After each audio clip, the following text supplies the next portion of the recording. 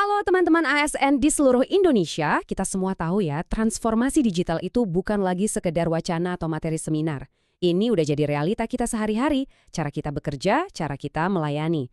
Nah, sebagai aparatur sipil negara, kita ini kan ada di barisan paling depan.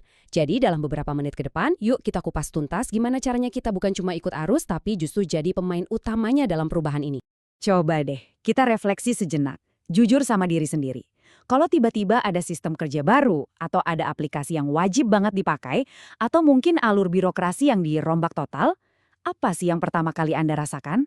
Mungkin ada yang langsung semangat, wah keren nih ada hal baru.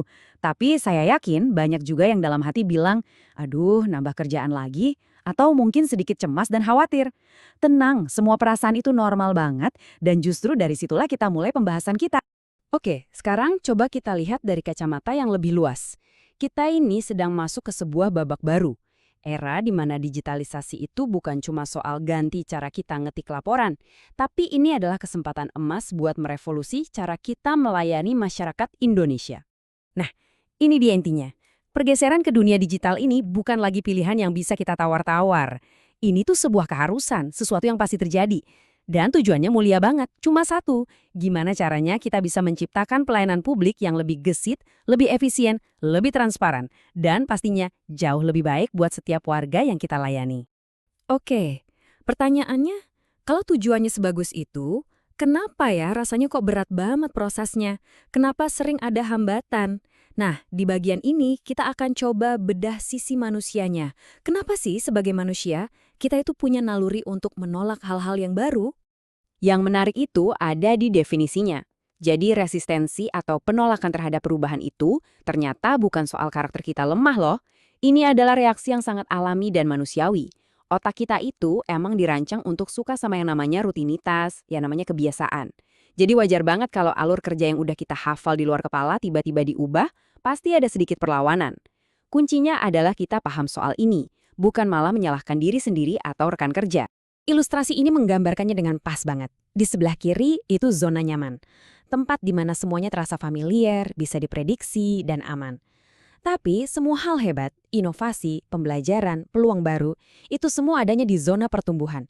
Jadi transformasi digital ini pada dasarnya adalah sebuah undangan buat kita semua buat berani sedikit melangkah keluar dari zona nyaman, menghadapi tantangan, dan ujung-ujungnya kita bisa punya skill baru yang keren banget. Setelah kita paham tantangannya, sekarang kita geser fokus ke solusinya. Gimana caranya kita secara proaktif membangun sebuah lingkungan kerja, sebuah budaya di mana digitalisasi itu bukan cuma diterima, tapi justru bisa tumbuh subur. Gimana cara kita bikin transformasi ini jadi gerakan kita bersama?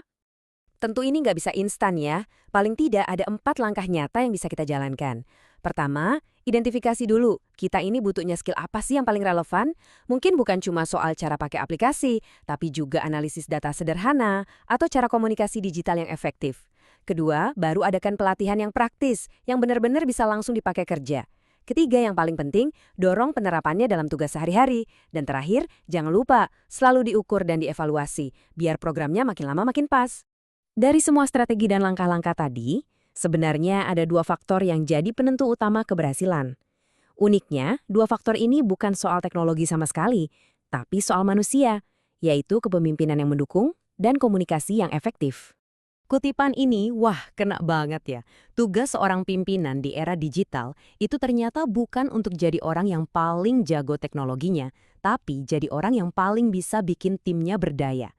Ini tentang menciptakan rasa aman secara psikologis. Maksudnya apa? Maksudnya, pimpinan menciptakan suasana di mana timnya itu berani bertanya hal-hal teknis tanpa takut dianggap bodoh, berani mencoba sistem baru dan gak takut salah, dan berani kasih masukan untuk perbaikan.